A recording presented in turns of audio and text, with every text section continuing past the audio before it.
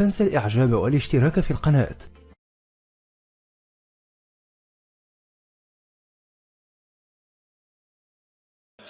Hello, Dr. Zakir Naik. My name is Harris. I'm from Phoenix, Arizona, in the United States. I'm an entrepreneur and a marketing manager. Two of my friends in America have converted watching YouTube videos of you. One of them a Christian, one of them an atheist. One of my friends presented me with how to deal with an atheist DVD of yours, which I did watch. But that didn't answer my question. And I've asked this question to a lot of people with no satisfactory answers, a lot of intelligent people. Of all the scholars that I've ever watched on YouTube, in my opinion, you are the most rational, logical, easy to understand kind of scholar that I've ever come across in my life. And it is really important that this question is answered because I've never had a satisfactory answer for this question. My question is like a coin with two sides. The first side of it is this, and this is the question. I'm somewhere between an atheist and agnostic. I'm not sure where. God has created this entire universe, and the Quran speaks a lot about how it has taken so many days and mountains and this and that, and life is going to be a test and whatnot.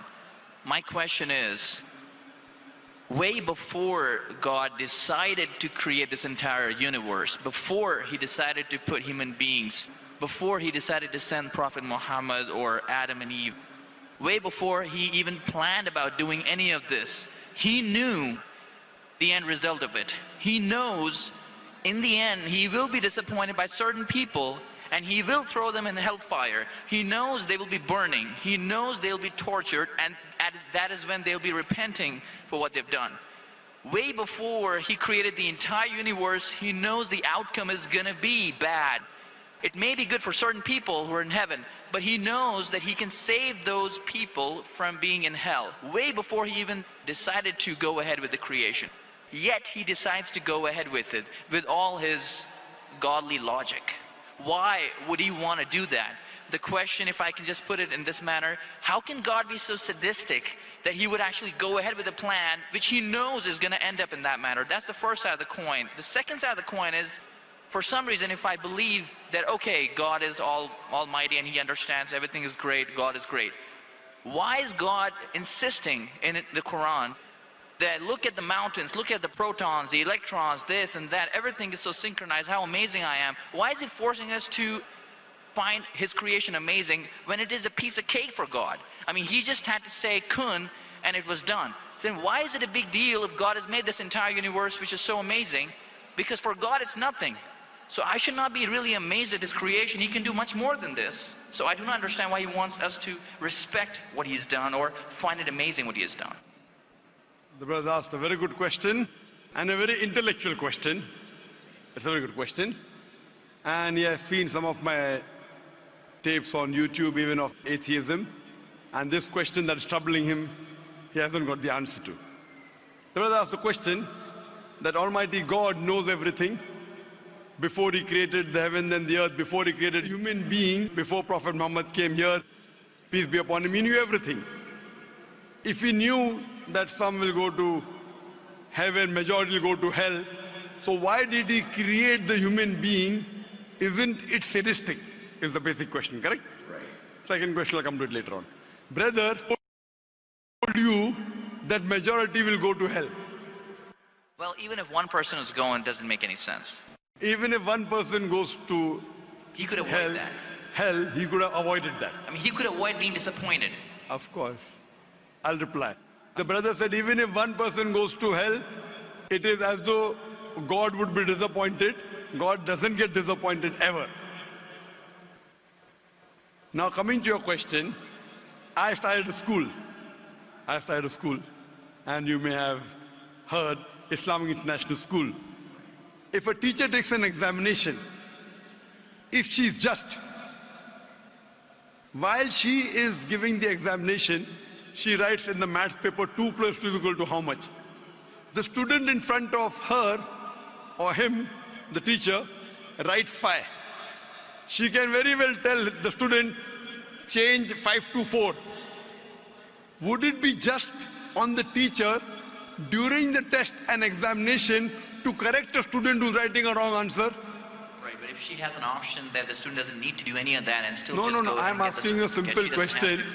I'm asking you a simple question. The teacher has given the question paper. to. Right. All the students In were that informed about circumstance, it. You're right. For that particular situation, For it's fine. that particular situation, the teacher can tell, dear student, change 5 to 4. What will the other students think about? Unjust. But God Correct. can be just at the same time. He can create a completely different condition. He doesn't have to go ahead with that situation. He's not bound by any situation. Brother is saying Almighty God can create something which is perfect and will not make mistake, correct? That Right. God has already done. He created the angels. God Right. created the angels. The angel never go against any commandment of God. But human being is a better creation than angel. The angels have got no free will of their own. If you have heard my tapes, if you have not heard, I'll tell you now. The angels are a creation of Almighty God, but not the best creation. Almighty God created the human beings. The human beings have a free will to go against God or to follow God. If you have chosen to be a human being, if you disobey His commandments, you go to hell. If you obey His commandments, you're superior than the angel. Because the angel doesn't have a free will of his own, then he follows God. It's nothing great. The human beings are the better creation of Almighty God. Almighty God has given a free will. That's a different question that Almighty God knows. Because He has ilm-e-ghaib, He has knowledge of the future. He is more superior. So He has created such a creation which has a free will. The fault is of human being, not God. No, but God has created us with that fault. And He knows He can Not avoid fault, that. not fault. It's not fault, brother. It is free will. Why is He giving us a free will when He knows He's going to eventually put these many people in hell? Why is He doing something? That is a different creation. Like, would you want to create something which can think on its own, or would Why you want would to? someone so compassionate can also Brother, be that's what something I at the tell same you. time? What you want, God has already created an angel. I'm asking you, which is better? An angel following Almighty God or a human being following Almighty God? Which is better? For me, absolutely, if I get a second chance, I would want to be an angel. Why would I risk going to Second hell? chance, correct. That's why Almighty God says in Surah Araf, chapter number 7, verse number 172, Almighty God brought all the human beings from the loin of Adam and asked them, is there one God? All agreed. Almighty God says in Surah Hashar, chapter 59, verse number 21, if Almighty God revealed the Quran on the mountain would shudder down. Almighty God says in Surah Azab chapter 33 verse number 72, it is the human beings who were fools who said we want to be human beings. You and I were fools. Now you cannot backtrack. Once you said you want to appear for the test, once you read the test paper. Nobody asked me. They asked Adam and Eve. No, brother. Quran says every human being was asked. And then it is washed off. This memory is washed off. If the memory is there, where is the test? Almighty God says in the Quran, do you want to be a human being? If you become a human being, you can become superior to an angel or can get inferior. If you don't want to become a human being, just pass. Even for argument's Brother, sake, even in that please let condition. me complete. You ask the question. All right, go ahead. If you sorry. interject, how will I answer? Sure, go ahead. So Almighty God asked the human beings, and the Quran says, we human beings were fools, you and I both, were fools who opted for the test. Now once you undergo a test, if you follow the commandment after free will, you be superior to an angel. If you disobey Allah, you become inferior to an angel. We wanted to pass with distinction, you and I. You and I. You told, I don't remember. Of course you will not remember. And even I don't remember. But I believe in the Quran. On the day of judgment, Almighty God says, not a single human being will object to the justice of Allah. That will come to know on the day of judgment. Only thing we'll say, please give us one more chance. Almighty God will say it's too late. Because if He wants to give you a new chance, even I'll have to come back in the world again. Again, everyone. So those who failed, He can't get only the failures. So the Quran says no one will ever object on the justice of Allah. They will request Allah, give us one more chance. Almighty God will say too late. Almighty God gives us chances in this world itself. You make a mistake, Allah gives you a chance to repent. You repent. Allah forgives you. Again you make a mistake. Once you die, it's only one. So as far as the first question is concerned, why did God create? Because it's a better creation. Any logical person, including you, has to agree that a person who has a free will is a better creation than a person who has no free will. Only your question you don't remember is perfectly right. When you die, when you're resurrected, that time you and I will meet. Then you will say, I remember. Even I don't remember now. But I have faith in the Quran that Quran cannot be wrong, because scientifically, if you heard my lecture, 80% of the Quran is 100% matching with science. 20% is ambiguous, neither right, neither wrong. So my logic says when 80% is 100% correct and not even 0.1% of the 20% is wrong, so my logic says even this 20% would be right. I'm a scientific person, I'm a logical person. So I believe in the statement of the Quran that we chose. If you wouldn't have chosen, you could have questioned God. Why did you make me a human being? Then God would have been at fault. But God says in the Quran, He asked. The mountains were afraid. Everything else was afraid. We human beings opted for this. But do you remember being asked? I don't remember being asked. Brother, if you heard my answer, even I don't remember. But if you remember, then where is the test? Imagine if a teacher teaches you something. Teacher teaches you something. Teacher gives you the book. The teacher has to take away the book for the test. If the teacher says, okay, take the book and answer, where is the test? Okay, but why? After the examination is over, you can go home and check or not. But even before the exam began, God knows the end Brother, result. listen to me. After the examination is over, can you go and check home or not in the textbook? Absolutely. But during the examination, can you check? No. So now the examination is going on, brother. Once it's over, you can check. If you tell teacher, I want to see the textbook, I don't remember. No. During the examination, you cannot refer to the textbook. It will be called cheating. Correct? So once the examination is over, if you don't remember, you tell God, what is this illogical? But Quran says not a single human being will object to the justice. Let the test go over. So today, I being a scientific person, I being a logical person, based on my knowledge of science, based on my logic, when I read the other scriptures and when I read the Quran, I find Quran is the only book, only religious scripture on the face of the earth which passes this test. So therefore I, being a scientific person, being a logical person, agree, okay, fine. This statement of the Quran also has to be right. I don't remember, that is the test. If I remember, where is the test? So that answers the first part of the question. First part, that saying that God was sadist. God is not sadist. For example, I start a medical college. I want the school students to go to medical. How many students who go to school enter the medical college? Just roughly, can you guess? Few. Surely less than 5%. Less than maybe 1%. So why did you make a college where only 1% can enter? Fine. It is for selected few. So same way God made heaven, Jannah, Jannat-e-Firdaus. Everyone cannot go to Jannat-e-Firdaus. Why not? Sorry? Why not? Why can't everyone go to medical college? Because it's human capacity. If humans were capable of being able to put everyone in medical college, they would. That's the way we are made. The same way everyone cannot become a doctor. Only those who have the capacity. Same way everyone cannot go to Jannat-e-Firdaus, the high levels of paradise. We have to strive. God has given you capacity. If you don't follow His guidance, you cannot. If you follow His guidance, to go to Jannah is very easy. If you're intelligent, it's very easy. If you're intelligent and if you're truthful to yourself. But if you're not truthful to yourself, even a non-intelligent man can go to Jannah. Only thing, you should be truthful. God has given you different options how to follow Him. Some people think they are smart. I tell them they're extra smart. If they were smart, they would see it is crystal clear, in black and white, that this is the word of God. You have to follow it. That's the reason Francis Bacon said, little knowledge of science makes you an atheist. In-depth knowledge of science makes you a believer in God. So I wouldn't say God is sadist. I said we were fools who opted to undergo the test. Not God. God gave you an option. What do you want to be? We chose. So we are responsible, not God. God is not a sadist. We are fools. That's what the Quran says.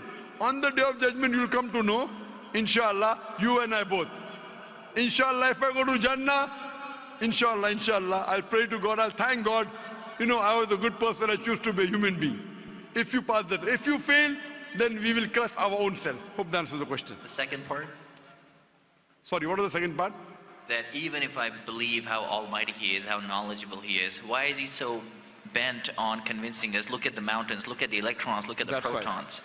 The second part of the question was that why does Almighty God give references of the mountain that He's created this? For Him it is peanuts. So why is He talking? You know why is He saying? He's saying these peanut things, mountain, they would shudder. You human being who are superior, why don't you understand? Quran says in Surah Hashar chapter 59 verse number 21, had the Quran been revealed on the mountain would have fallen down to utter ruin. But to us human beings it makes no difference. He's giving these examples to show that these things which are so powerful, the mountains etc. which He has created, would have submitted their will. Why don't you human beings do? He's trying to give an example that we are fools. He's not trying to praise Himself. And whenever He asks us to praise Him, or when He says, for we say Allahu Akbar, God is the greatest, do you think it will change Allah? No. Whether you say 1,000 times Allahu Akbar or 1,000,000 times, He cannot become greater. He's already the greatest. The reason we say these things is because it is our human mentality, our human nature, that we follow the people who are famous, we follow the people who we praise. For example, your mother has a heart attack.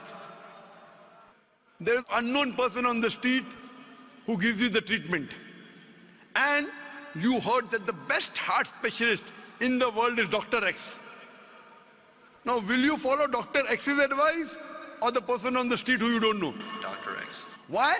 Because Dr. X is famous. People know him. He's the best in the world. So the reason in our salah, in our life, we say Allahu Akbar, Allah is the greatest, Allah is the most wise, Allah is the most intelligent. Why? If we say that, it does not benefit Allah. It benefits us. That if we praise Him, we follow Him. If we follow, we go to Jannah. To Allah, it makes no difference. Therefore, Allah says, will you not then believe? Will you not then understand? That means the Quran is revealed to the people for understanding. So He's giving this example not to make Himself great. He's already the greatest. Whether you say 1,000,000 times Allah is the greatest, it will not make a difference to Allah. He's telling it to you. Allah says in the Quran, Allah does not require you, you require Him. So when we praise Him, it is human psychology that the person you praise, person you talk great about, you tend to follow his advice. By following his advice, it will benefit you, it will not benefit him. He is already the greatest. He is already the merciful. So these are rules and regulations laid down. He is our creator. He knows our mindset. So the reason he speaks about this, then, such a best, like you are a student of science, correct? I am also a student of science. The moment I come to know, Allah mentioned these scientific facts which we came to know today, 50 years back, it increases my faith in Allah.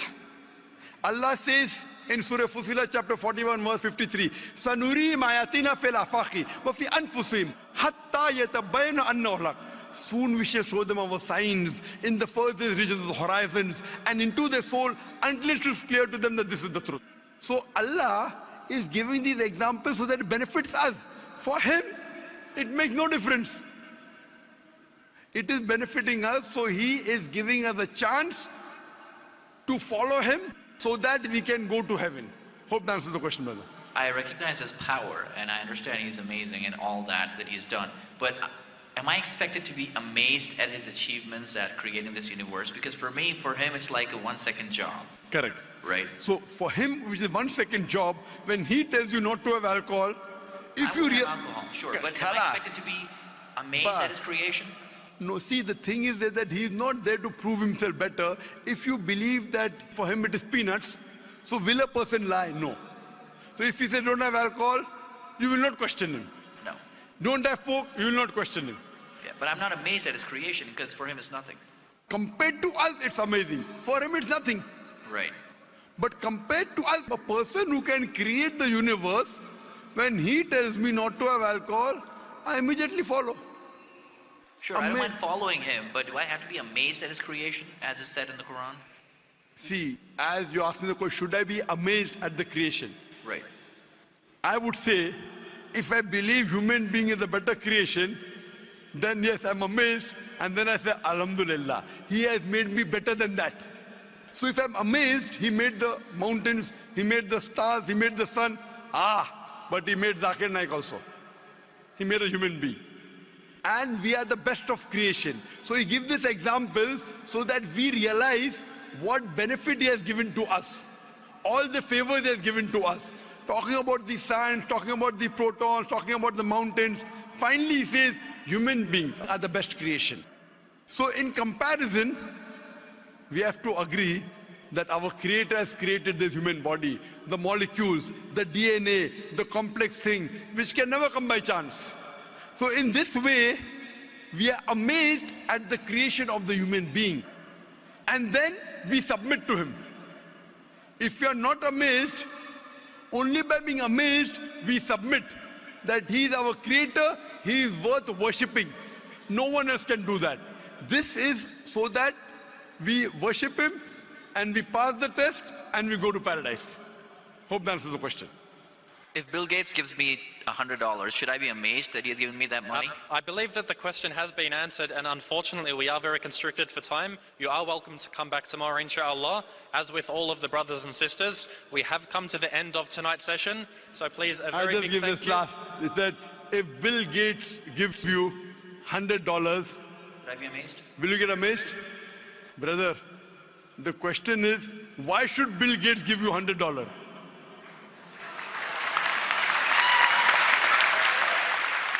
If you tell me a Tom, Dick and Harry gives you $100, nothing to be amazed.